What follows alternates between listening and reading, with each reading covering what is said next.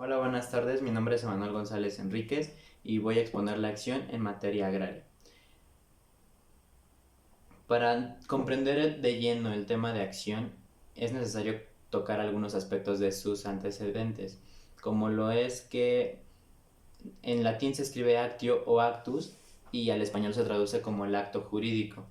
La, la acción nace en Roma y se entiende como el poder o la facultad de una persona para acudir a un órgano jurisdiccional o bien a un juzgador con el único fin de obtener una resolución favorable a sus intereses.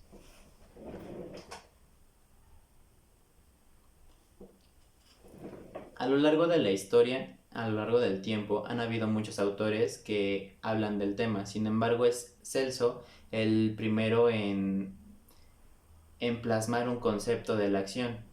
Y él nos dice que la acción no es otra cosa sino la facultad de perseguir en juicio aquello que no es debido. Entonces, ¿cómo funciona la acción? Eh, el actor de dicha acción acude a un órgano jurisdiccional eh, presentando pruebas pertinentes o que él considera pertinentes acerca de un caso, de un tema en específico, para que al momento de que este juzgador dé su resolución, ésta sea beneficiosa a sus intereses propios. En materia agraria, la acción es el derecho que tienen los sujetos agrarios para acudir a un órgano jurisdiccional o bien a los tribunales agrarios y hacerles saber a estos que hay una controversia en, en relación a sus derechos y patrimonio.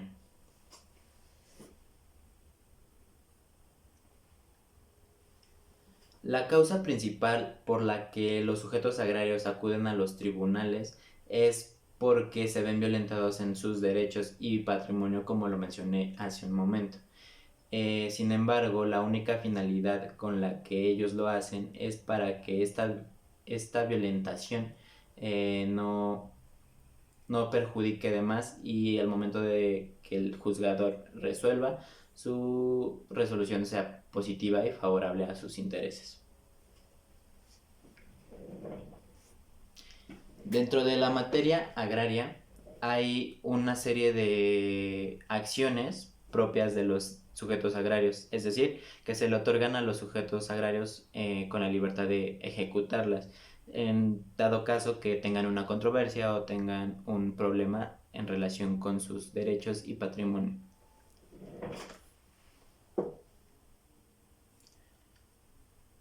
La primera son los conflictos por terrenos entre dos o más núcleos de población ejidal o comunal.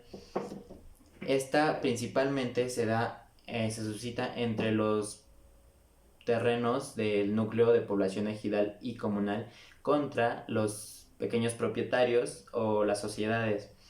Básicamente esta trata de limitar los terrenos de cada uno. ¿Y cómo lo hace? ¿Cómo prueban que el terreno es de ellos? Bueno, los núcleos de población ejidal necesitan una resolución presidencial, un título virreinal o bien una titulación de bienes comunales para acreditar que el terreno en disputa es de ellos. Por otro lado, los pequeños propietarios necesitan un título de propiedad o bien una titularidad de superficie, de la superficie a reclamar. Esta acción se da ante un tribunal agrario y pues lo que se reclama es un terreno.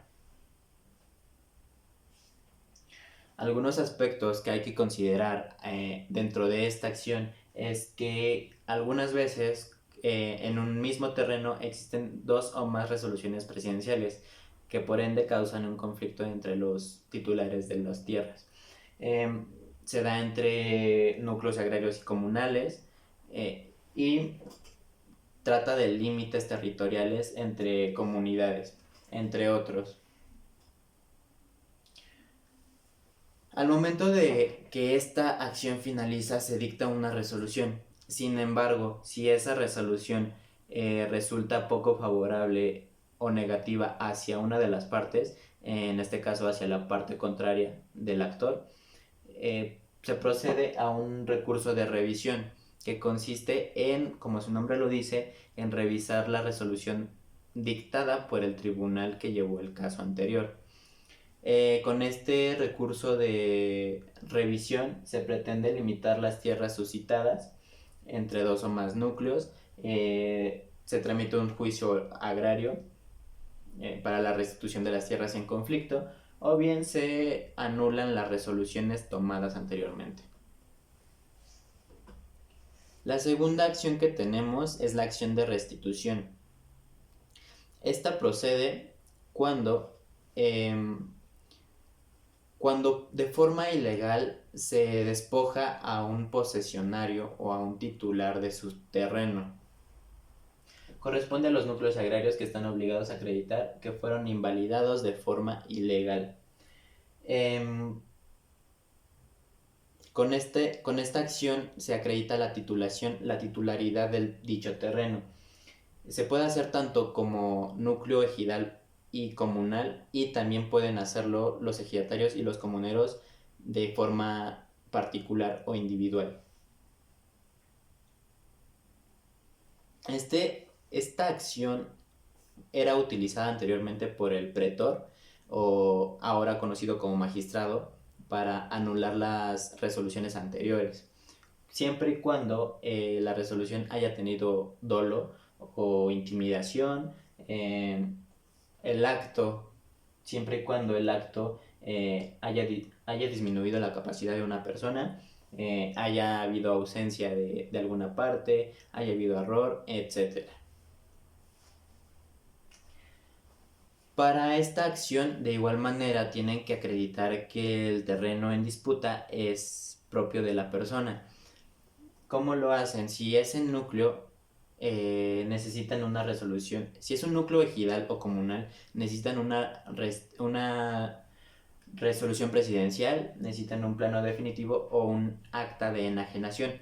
Por otro lado, si el interesado es un ejidatario o un comunero, simplemente necesita un certificado de derechos agrarios o bien un certificado de derechos parcelarios.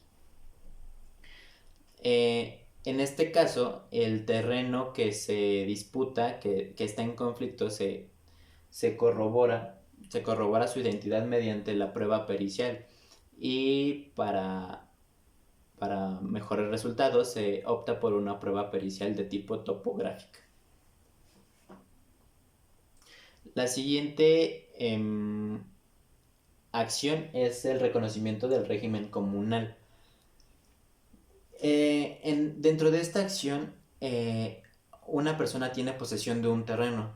Sin embargo, este terreno no simplemente está de hecho y no está de derecho, es decir, que no está legalmente reconocido. Al decir que es un reconocimiento del régimen comunal, se refiere a que debe de presentar la aceptación del núcleo ejidal o comunal. Dentro del artículo 98 de la Ley Agraria, que es el que va a ayudar al proceso de esta acción, nos mencionan qué es y para qué sirve dicha acción. Es una acción agraria de restitución para comunidades despojadas. Es un acto jurisdiccional voluntario promovido por quienes guarden el estado comunal sin litigio. Y bueno, se resuelve en juicio, y también abarca el procedimiento de ejido a comunidad.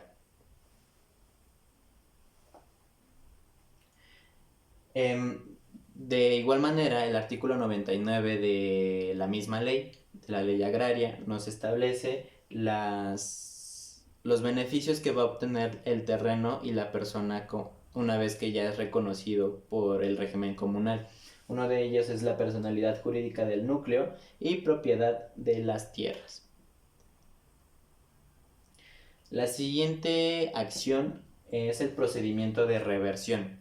Al hablar de reversión es propiamente relacionado con la expropiación de las tierras. Recordemos que la expropiación es el uso de las tierras ejidales por el gobierno.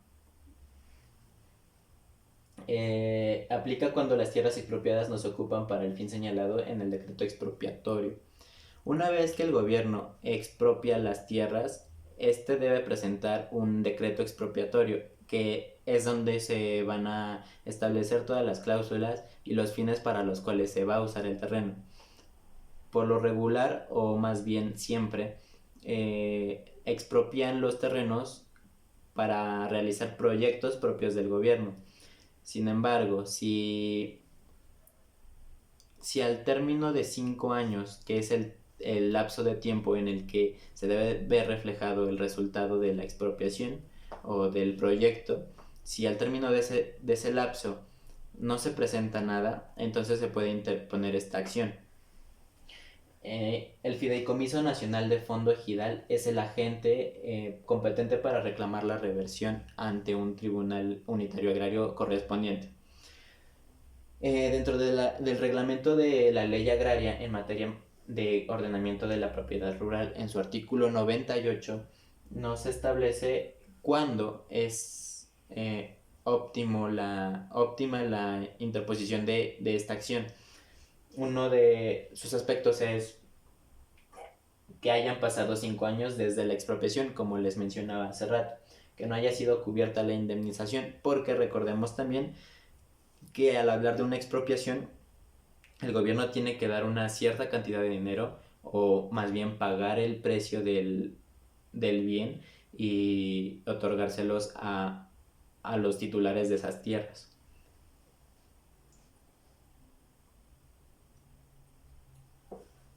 La siguiente acción son las controversias relativas a la sucesión de derechos agrarios.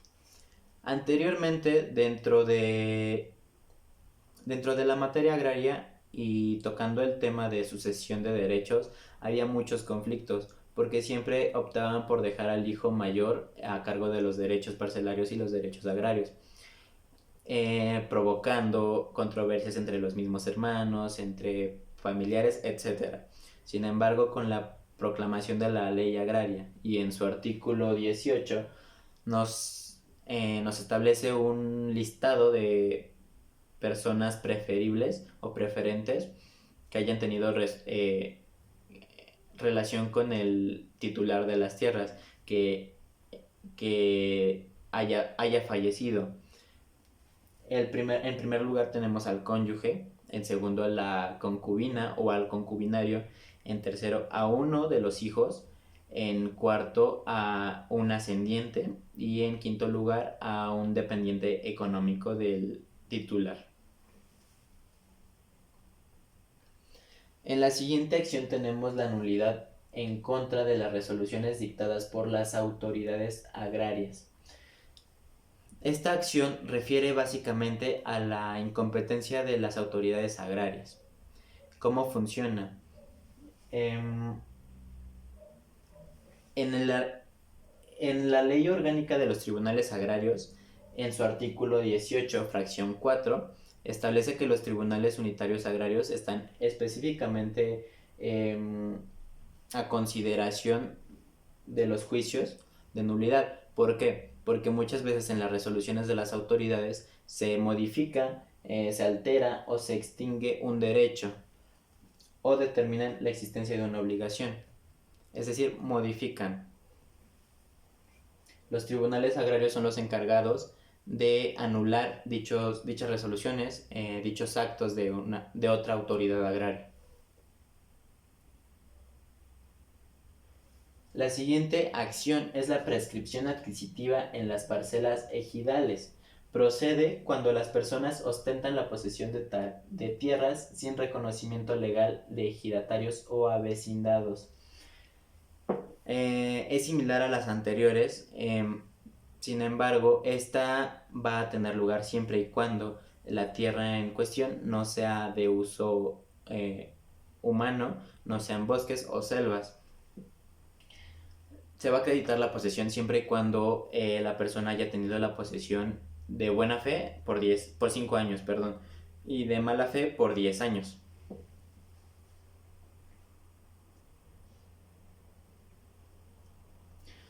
La siguiente acción es la nulidad de contratos de enajenación de las tierras ejidales. Anteriormente, al hablar de enajenación de derechos y tierras ejidales, no eran válidos para los ejidatarios. Sin embargo, con la reforma del artículo 27 constitucional de 1992, les da la libertad ahora a los ejidatarios de transmitir, de enajenar sus tierras o sus derechos. Les permite este decreto la enajenación de tierras ejidales y adopción del dominio pleno sobre las parcelas. ¿Qué es el dominio pleno? Es cuando tú como ejidatario decides, digamos, sacar tu terreno del núcleo ejidal y convertirlo en propiedad privada. Eso es la adopción de dominio pleno de tu propiedad. En esta acción, el artículo 80 de la ley agraria es el que nos va a ayudar para seguir correctamente el procedimiento de este acto. La siguiente acción es la servidumbre legal de paso. Como ya sabemos, la servidumbre sirve cuando un predio dominante le solicita o le exige a un predio sirviente el paso de algo. En materia agraria, el demandante, el que pide el paso, debe acreditar que necesita ese paso. Y obviamente, al solicitarlo y al obtenerlo, tiene que dar una indemnización al predio sirviente, es decir, a quien le otorgó el paso. Esto lo podemos encontrar también en el Código Civil, en sus artículos, en el Código Civil Federal, en los artículos 1057, 1058, 1097, 1099, etc. Las siguientes dos acciones es el cumplimiento de un contrato de enajenación. No habla más que de hacer cumplir a la otra parte a cumplir lo ya establecido en un contrato de enajenación de tierras. Es decir, si tú como ejidatario o como persona le solicitas un contrato a un ejidatario para la transmisión, la enajenación de esa tierra, y el ejidatario después de un determinado tiempo decide ya no dártelo, entonces está violentando un contrato y de enajenación, y tú puedes acudir como persona a un tribunal agrario para que se resuelva esa controversia. Sin embargo, solo vas a acudir a demandar el incumplimiento. La siguiente es el pago de las construcciones con motivo de una acción de restitución. Al momento de restituir una propiedad o un terreno, se debe de ser muy específico en las cosas que se quieren restituir y las que no.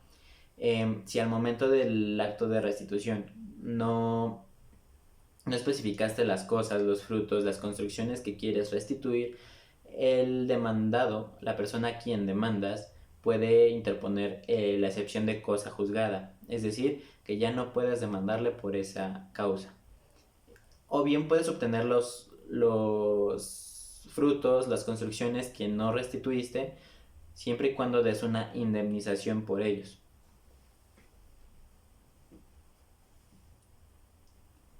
La siguiente acción es la expropiación de terrenos ejidales y su indemnización. Como ya hablamos hace un momento, la expropiación, consiste en retirar las tierras del núcleo ejidal para uso del gobierno. Generalmente se usan para proyectos propios y se le da un incentivo o se le da un precio a los dueños de dichas tierras. Sin embargo, el gobierno no solo está obligado a pagar las tierras, tiene que pagar los bienes distintos a las tierras, como son las plantas, las huertas, los cultivos, etc. Los sujetos agrarios, si es en el supuesto de que no reciban alguna indemnización, pueden acudir a un tribunal agrario y, bueno, con el mismo fin de siempre, defender sus derechos.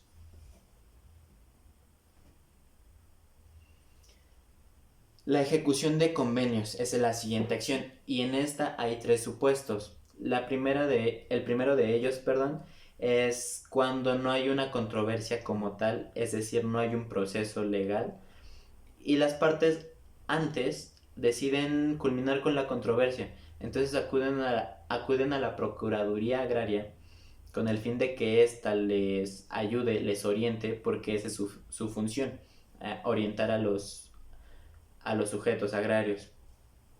Eh, Esta Procuraduría los incita a celebrar un convenio entre ambas partes. Una vez que se celebra y se firma por ambos, la Procuraduría envía tal convenio al Tribunal Agrario y este lo califica y lo sentencia, es decir, culmina con la controversia. En el segundo supuesto ya hay un proceso formal, ya hay una controversia. Sin embargo, si durante dicho proceso las dos partes convienen en culminar o en finalizar con dicha controversia, el tribunal suspende el procedimiento y les da tiempo para celebrar un convenio. Una vez que lo celebran y lo firman, el mismo tribunal procede a calificarlo, a sentenciarlo y a registrarlo en la RAN. En el tercer supuesto, si una vez, una vez celebrado un convenio legalmente, alguna de las partes no cumple con lo establecido en él, la parte afectada puede acudir al tribunal con la intención de demandar a la persona que no cumple, pero únicamente va a poder demandar el cumplimiento del mismo. Obviamente, hasta para poder llegar a una sentencia de la misma controversia. La siguiente acción es la jurisdicción voluntaria. Como sabemos y como tenemos entendido, siempre que hay una controversia, acudimos a un órgano jurisdiccional, a una autoridad que nos ayude, que nos guíe durante el proceso de dicha controversia. Sin embargo, con esta acción los sujetos agrarios pueden realizar procedimientos de manera individual sin la necesidad de obtener un juicio, sin la necesidad de un litigio. En esta acción, el juzgador lo único que hace es dar fe de formalidad y legalidad a dicha actividad de los sujetos que ejecutaron esta acción. Nada más. Y bien lo dice Alcalá Zamora. En la jurisdicción voluntaria, el litigio está ausente, a veces latente, pero nunca presente. Es decir, un sujeto agrario puede solucionar distintas cuestiones sin la necesidad de que un organismo, de un órgano jurisdiccional, esté presente. Las siguientes dos acciones son las omisiones de la Procuraduría Agraria. Dentro de estos procesos, dentro de esta acción, el sujeto agrario puede acudir a un tribunal agrario o bien a la Secretaría de Función Pública, al Tribunal Agrario para que subsanen las faltas de la Procuraduría y por otro lado a la Secretaría de Función Pública con la intención de que ésta castigue a la Procuraduría. La otra acción son los conflictos por tenencia de tierras ejidales y comunales. Los sujetos agrarios deben acudir a los tribunales con la única intención de dar comunicado de que existe una controversia entre la tenencia de tierras, entre la restitución, servidumbre, etcétera, cualquiera de las otras acciones, en virtud al artículo 18 de la Ley Orgánica de los Tribunales Agrarios.